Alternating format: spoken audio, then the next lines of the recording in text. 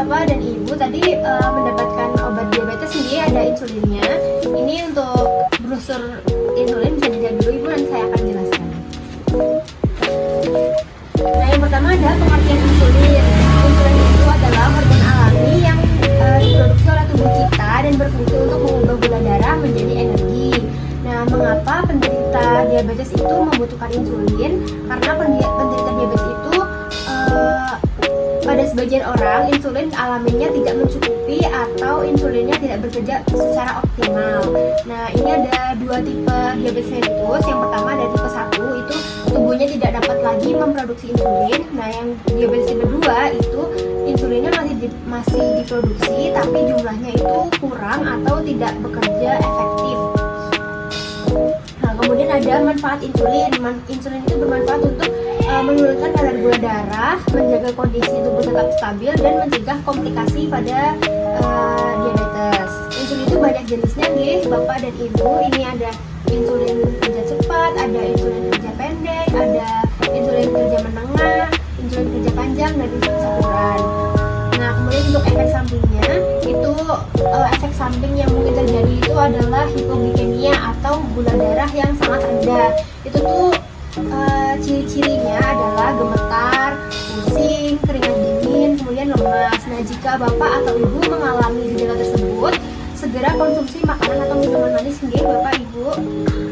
Kemudian efek samping lainnya itu ada reaksi pada tempat suntikan, itu misalnya kemerahan, benjolan kecil, kelembaran kulit. Nah, ini tuh biasanya disebabkan oleh penyuntikan berulang di tempat yang sama. Kemudian efek samping lain itu ada kenaikan berat badan. Kemudian ada cara penyimpanannya. Kalau insulinnya belum dibuka atau masih disegel, itu disimpan di kulkas di rak tengah, kemudian jangan di pintu, itu di suhu 2-8 derajat Celcius. Kemudian kalau insulin yang sudah dibuka atau sedang dipakai, itu disimpannya di suhu ruang saja yang terhindar dari sinar matahari langsung. Kemudian jika Ibu dan Bapak mau berpergian dan membawa insulin, diusahakan membawa ini menggunakan full bag, jadi insulinnya tidak rusak. Nah, kemudian ada tata cara penggunaan insulin. Yang pertama, cuci tangan terlebih dahulu, kemudian pasang jarum insulinnya. Kemudian yang ketiga itu cek aliran insulin. Caranya putar 1-2 dosis di insulin, kemudian ditekan insulinnya sampai keluar insulinnya. Itu tuh untuk memastikan agar tidak ada udara yang terperangkap di dalam insulin. Kemudian yang keempat, atur dosis sesuai anjuran dokter. Kemudian pilih dan bersihkan tempat penyuntikan. Itu penyuntikannya itu ada bisa di perut, di paha, dan di lengan atas. Biasanya yang paling dianjurkan itu di bagian perut. Tapi ini dia harus tetap berganti-gantian penyuntiknya, jangan di satu titik saja.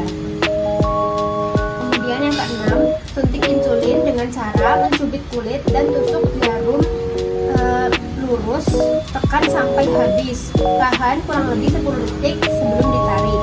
Kemudian lepas dan buang jarum pada tempat sampah khusus.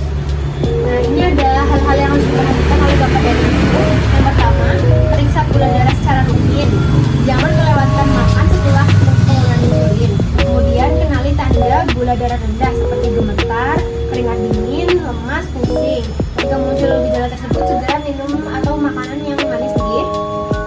Kemudian hindari penggunaan jarum yang berulang, dan ganti lokasi penyuntikan. Kemudian konsultasi ke dokter jika ada keluhan. Nah, ini ada juga pantangan untuk makanan penderita diabetes. Ada makanan minuman yang manis, itu contohnya bisa es teh, ada cake, ada kopi, coklat. Kemudian ada karbohidrat olahan seperti nasi. Kemudian ada makanan yang digoreng atau deep fried, itu ada gorengan.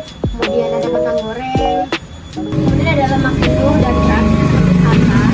Terus hindari buah-buahan kering dan buah seperti buah kismis, itu dihindari. Terus olahan daging yang kalengan juga dihindari.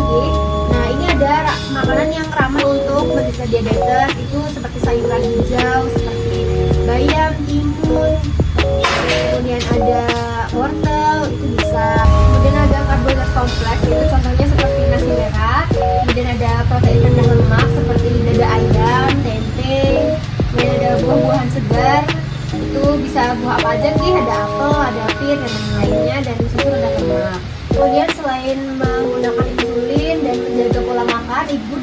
juga harus olahraga nih, itu bisa dilakukannya 30 menit sehari.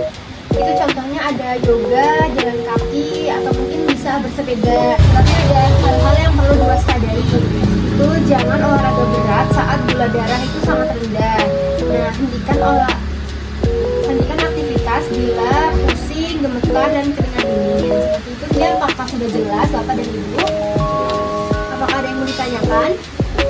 Ada. Jika saya misalnya kalau saya minum obatnya puasa, kan ini ada kurma ya, ini emang nggak boleh dimakan? Oh boleh, cuma dibatasi nggih. Jadi kayak kalau gula darahnya itu lagi rendah, itu boleh dikonsumsi. Tapi jika gula darahnya itu sedang tinggi, sebaiknya jangan nggih Bapak. Apakah ada lagi yang mau ditanyakan? Tidak. Baik. Apakah sudah paham Bapak dan Ibu? Sudah. Baik, terima kasih telah memahami dan mendengarkan penjelasan saya nggih. Ini lihatnya untuk bisa disimpan di rumah. Terima kasih. Semoga sehat selalu.